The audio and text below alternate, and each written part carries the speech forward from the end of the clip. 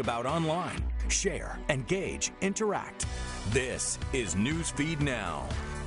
Hey now, happy April Fool's Day. I am Aaron Nolan. Welcome to Newsfeed Now. For the next 20 minutes, we will be breaking down some of the hottest stories online right now. And I got to tell you, this is no April Fool's joke. I am actually nervous.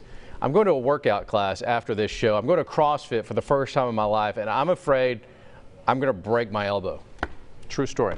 With March coming to a close, we are all reminded of the madness that is March, especially in the world of basketball. The final four teams vying for a national championship are Michigan State, Virginia, Texas Tech, and Auburn. Now, if you don't know about Newsfeed Now, well, we cover 20 different cities across the South, and only one of those schools falls into our coverage area. So let's learn a little bit more about Auburn. If you don't know much about the Tigers, here's what they do down in Alabama. When something big happens to these Tigers, the fans grab toilet paper, yes, toilet paper, and throw it in the air to cover trees. Yes, trees. It's called Toomer's Corner.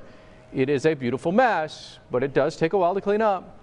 It's a great moment for our community. As you can tell, everybody's thrilled and excited, and we're just thankful for what those guys have done in Kansas City. Get this, Auburn has beaten Kansas, North Carolina, and Kentucky. Those are heavyweights in the college basketball world. Those are just the last three games. Those are the three winningest programs in college basketball history. The Tigers face Virginia Saturday for a chance to go to the national championship game. Conan Gasquet joins us now from Birmingham, Alabama. Conan, man, really rolling trees?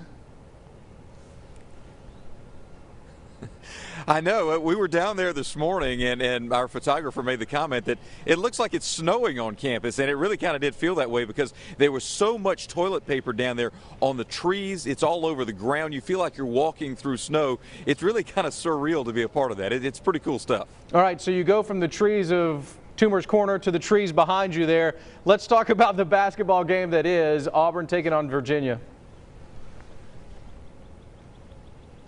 You know, I think it's going to be a really interesting matchup because you look at the game that Auburn had with North Carolina, and it's a matchup of two teams with very, very similar styles, and I think a lot of people really didn't think that Auburn would be able to win that, but they were able to come through in spite of the fact that North Carolina is obviously the more talented team. Virginia is a completely different kind of thing because they play at such a slow pace and Auburn plays at such a fast pace. So I'm really fascinated to see how it's going to go. It's going to be a really hard game to predict just because of the fact that we don't know who's going to control the pace in this game, whether it's going to be Auburn up-tempo, running up and down the court, or it's going to be Virginia being able to slow Auburn down. So to me, it's a really, really interesting matchup when you talk about a battle of contrasting styles and seeing how this potentially might play out. All right, so Auburn is the Cinderella of this tournament, a 5 seed, but I want to talk about their coach for a minute. And if we can pull up my Twitter page, the go-to gift for me right now is Bruce Pearl shaking his head while his shoulders are sweaty. Bruce Pearl, is he just the biggest character that you've maybe ever covered? I mean, I've also covered Dabo Swinney, so you know those are they're like cut from the same mold. So Dabo Swinney and Bruce Pearl, it's like they're the football and basketball version of each other. But you hear Auburn fans talk about Bruce Pearl, and they just love the enthusiasm that he's brought to a program. It had obviously been quite a while since Auburn had really had any success in basketball. You're for the most part going back to the late 90s, early 2000s when Cliff Ellis was the head coach there. But they love his enthusiasm. They love what he's brought to the program. They talk about seeing him on campus and seeing him at local restaurants and how he'll come up and talk to people at restaurants. So he's really brought an infusion of energy to this program. It's been a lot of fun to watch. The Auburn fans are loving it. How's your bracket, Conan?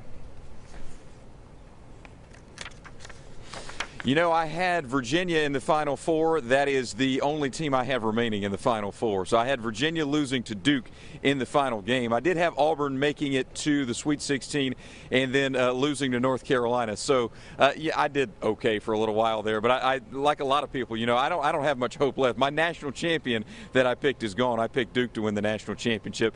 Virginia's still there, but again, should be an interesting matchup between the Cavaliers and the Tigers on Saturday. All right, Conan, here is my bracket. See if you can hear this. Tore up. It's completely busted. Conan, thanks so much. I also heard someone make the joke that.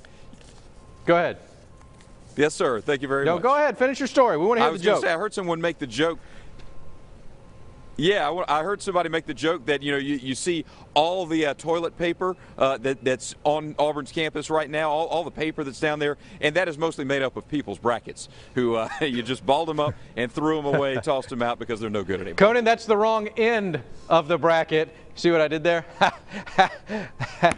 Toilet paper, wrong end. Steve doesn't even like that. Conan, thanks so much. We appreciate that. Shifting gears to a much more serious story. Look, in a newsroom, many times we have to take emotion completely out of what we hear. It's not easy to hear the stories of death and crime and not respond emotionally. But that's what our job is sometimes. Other times, the crime is so bad that it hits us so hard that we have to respond, right? Well, in Kansas, this is one of those stories. A 3-year-old was killed after being brutally abused. His mom pleaded guilty. A man living in the same home was found guilty as well. This of murder, will spend more than 100 years in prison. In the sentencing phase for this toddler's mom, a song was played. It's a song that's given a little bit of hope. Crystal Sherrill has more from Kansas. A child abuse report made every 10 seconds. Lyrical Miracle, 300, and Awari J. No tears in your eyes. Created the song Keep You Safe. If this could change one person's way of thinking, or if it could, just touch somebody's soul, then that's what we're aiming after. It needed to be spoken on, so just watching everybody else get emotional, I didn't think it would do that. Never give up now, we still praying for you. For these 3 fathers, they say the lyrics came easy. I kind of thought about that child that was in need and what I would say to them if they were in danger. I didn't want to take on like this is a message, but kind of like I'm here for you. The song is about these Wichita child abuse victims to raise awareness, but the trio never knew their song would ever be played in a courtroom by one of the victims' families. I've listened to that song so many times since the first day I received it at work. The song ends in a prayer, something that touched the entire courtroom. And when the prayer started, it was like we were looking and heads were bowing. And that was amazing. Yeah. The Brewer family was finally able to meet the group for the first time on Sunday. It's unreal. And the family of 3-year-old Evan Brewer says they feel like part of them is inside the music. They know Evan's legacy will forever live on, but say they're thankful that the song was the last thing one of their nephew's murderers heard from them. You're going to constantly be reminded, whether it be through a song, whether it be through the families, whether it be through you sitting in prison for the rest of your life, or a memory of you murdering them. You will always remember this. All right, Crystal now joins us live from Wichita. Crystal, I want to go back to what I was saying to begin this story. There are times, and look, our responsibility as journalists is sometimes difficult because we have to take emotion out. Stories like this, it's impossible not to have emotions in. I want to know what the newsroom mentality is around this story from start to finish, when the crime occurred, through the trial, now the mom's trial, and ending with this song. What has that emotional roller coaster been like in the newsroom? It's definitely been a roller coaster. I've only been in this newsroom since September, but I heard about this story since the very beginning, and I've watched my coworkers go through the trials, and they would come back to the newsroom each day just drained emotionally and drained physically from it, hearing those details about what was done to this poor little child. And then my first time covering the story was actually in the sentencing last week, and I fought back tears nearly the whole time, and especially when the song was played, it was impossible to not get emotional hearing the details and seeing the emotion from the family. All right, this was sentencing for the mother, correct? How long did she get? She got a little more than 25 years in prison. Now, she did take a plea deal. Her boyfriend, who was also convicted of murder, he got 109 years. So because she took that plea deal, she didn't get as much time, but she did get the maximum amount of jail time that the judge could give her after doing the plea deal. You didn't hear it in your story, but this father did speak with media members. In your conversations with the family, and you go back to this song, how important is it that the community there in Kansas is lifting this family up as much as possible? And the community has really rallied around the Brewer family. The family has always been open with our reporters and our anchors and everything about where they stand and what they're going through emotionally. And I think that's really touched the viewers and shown them what this family is going through. And they just continue to thank the community, and it's led them to bigger things. And they're now creating foundations and creating other groups to help other victims of child abuse. It's incredible. Can we find out more about this this group that has put this song together? Of course, yeah. These three guys, actually, my first time meeting them was yesterday. They're actually individual artists, but they joined together to create this song. All of them are now living in Wichita, but they all have different stories. One of them's a Christian rapper. Another one is just a hip-hop rapper. And then the R&B artist is actually a member of the Air Force and stationed here at McConnell Air Force Base. They have some pretty cool backgrounds. Very cool story. You can follow Crystal Sherrill for more information on this. But again, I applaud you, because sometimes in our business we forget to have emotion. In a story like this, we've got to take that. We've got to have that emotion. It makes us real. No doubt a heinous crime committed there. Crystal, thank you so much reporting for us there out of Wichita. We're going to stay in the state of Kansas now. We're going to talk about video games. We've talked about this before. Video games are making their way into the sporting world of high school athletics. I know it sounds strange, but right next to football, basketball, golf, and tennis is video games. In fact, there are colleges that are offering scholarships for the best of gaming. Rena Garcia has more. Like many teens, Griffin Gajero loves video games. Type characters, like a minion type character. So when Griffin learned he could turn his passion for video games into a college scholarship, it was an opportunity he couldn't pass up. For about the past couple of years now, I've had ambitions to be a pro gamer.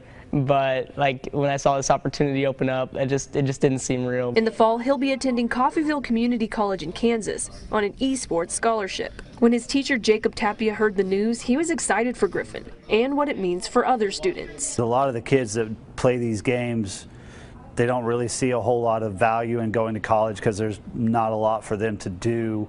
But this gives them a buy-in into the college dynamic. According to the National Association of Collegiate Esports, over 130 schools offer an esports program, and over 3,000 students participate. And so far, $15 million in esports scholarships have been awarded. So how do esports work?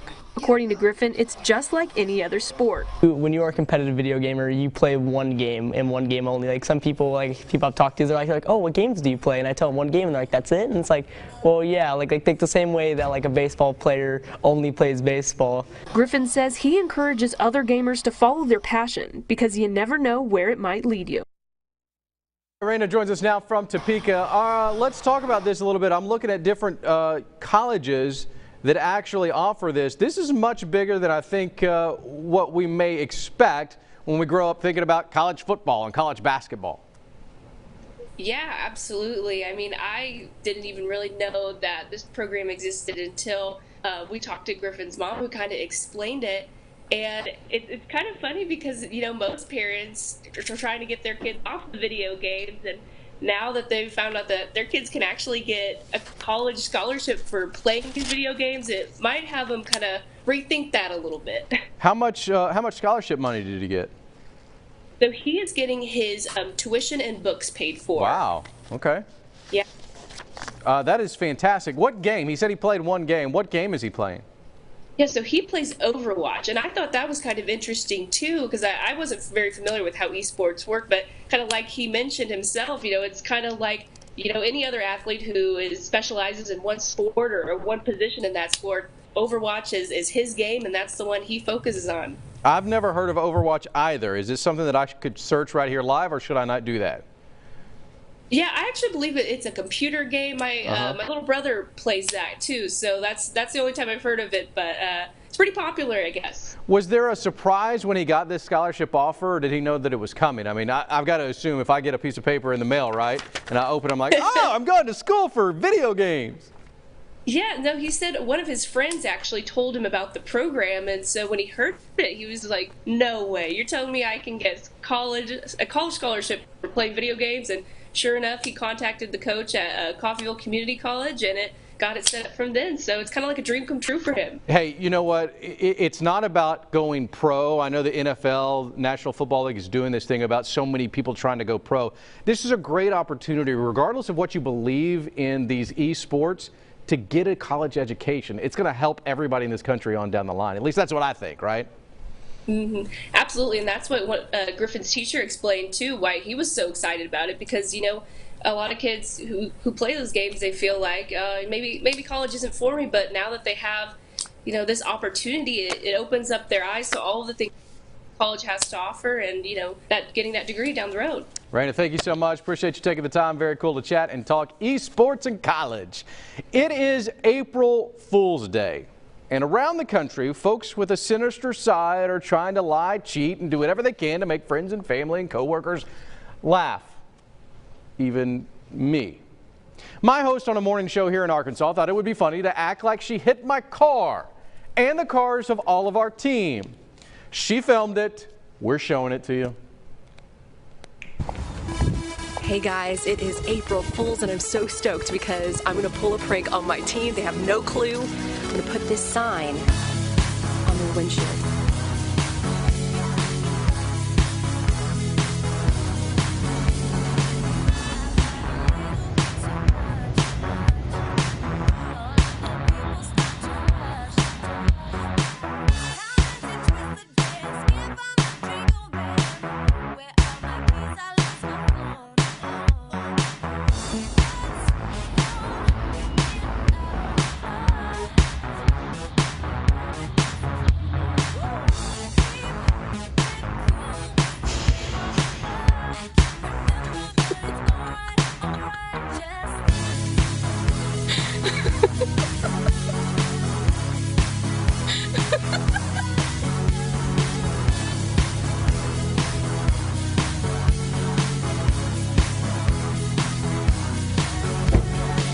April Fools!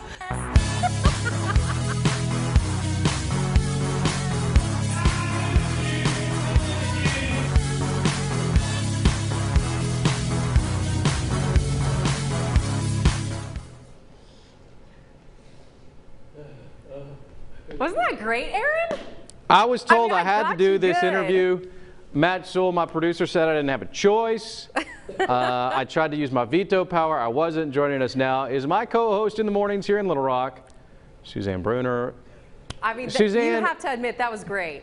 No, I don't have to admit anything of the such, actually. I think it was mediocre, and it was a feeble attempt at trying to get a few laughs. How about that? Okay, what my camera didn't see, because I try to like zoom in a little bit. I thought I saw a tear. I thought I saw you shed a little bit of a tear after walking around your car. That's why you left so abruptly in the end, so you can go grab a tissue. Oh, no, actually what I did was I like my bracket, I ripped up this note that she lied to me on. Look, you did. This is not supposed to be a holiday of lies and deceit. It's supposed to be fun and good natured. I know. It was fun though, and that's what I meant. And I thought it was so funny.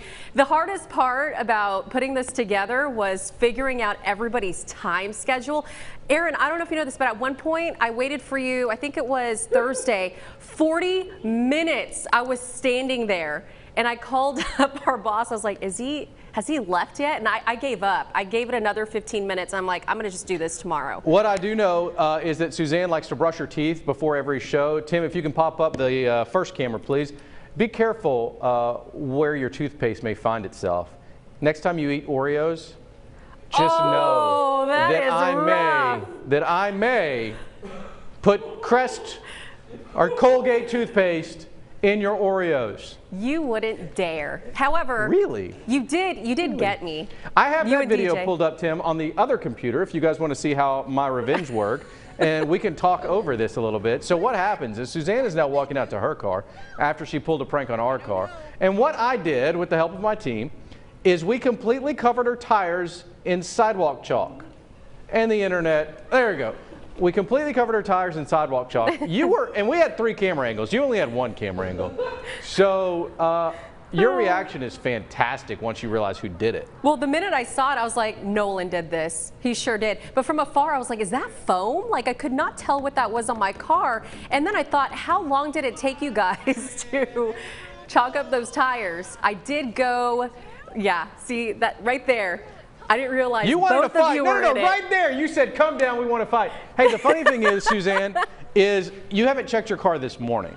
You may want to go check your car right now. Oh no, I didn't. Yeah, that's right. If it's the same as I found it this Friday. time it could be shaving cream, or this time I could just paint your tires white. Okay, you're gonna owe me a trip to the car wash. I'll owe you. I went to the car hey, wash. how about this? I will give you a container of Oreo cookies full of toothpaste. I love Oreos, but yeah, I'm gonna have to double check that next time I see that on my desk. Oh, but I'm just saying, I'm a giving person. You know what? I never go all out on April Fool's Day like I just did, but I have to say that was so much fun. Oh, you have started something that I'm not sure you can finish. Because Matt Sewell's a great prankster. Really? Thank you, Suzanne. Appreciate you. Appreciate Thanks, you guys Aaron. joining us here on Newsfeed Now. If you've got a great April Fool's joke, I would love to see it. Use the hashtag Newsfeed Now. I will show it on tomorrow's show. I promise you. Let me know what your prank is. I'm a prankster. I'm a jokester. I like to see it. See you tomorrow.